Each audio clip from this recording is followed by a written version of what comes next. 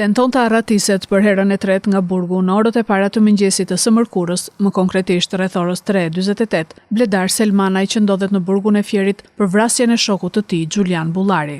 Burimet bëjnë me dije se pasi çau murin e qelis, duke e goditur me grushte të lidhur me peshqire çarçaf, por që ende nuk është saktësuar nëse ka përdorur mjet tjetër ndihmës, Selmanaj i paraburgosur i akuzuar për vrasjen e shokut të tij në Vlorë, Xhulian Bullarit, në vitin 2021, është në pritje të dënimit teksa prokuroria ka kërkuar dënim të përjetshëm. Burime zyrtare nga Drejtoria e Përgjithshme e Burgjeve thanë se Selmanaj pasi hapi një vrim në murin e qelis në katin e parë me mjete rrethanore, ka hapur një të çarë në të.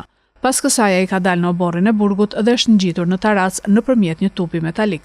Aty sipas burimeve konfidenciale nga burgu i Fierit, Selmanaj kishte një litar me të cilin do të zbriste duke vazhduar arratisjen, por që është lokalizuar nga forcat e sigurisë duke mos mundur të cënojë asnjë perimetër sigurie.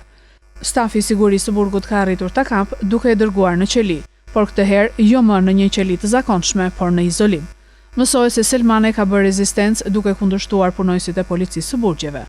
Ky shtetas ka tentuar edhe 2 herë të tjera të arratiset nga institucionet e ekzekutimeve të vendimeve penale në Shqipëri përmes veprimeve aktive.